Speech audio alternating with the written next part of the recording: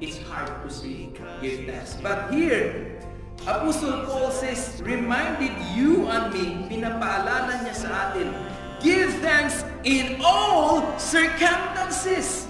Magpasalamat ka sa lahat ng pangyayari sa buhay mo. In all circumstances, either you are in up or in down, you always say, thank you, my God. Number one thing to remind that God is good to us. He gave us free life, a breath of life. That is siya. He gave us this life. And it's a reminder that we need to count our blessing.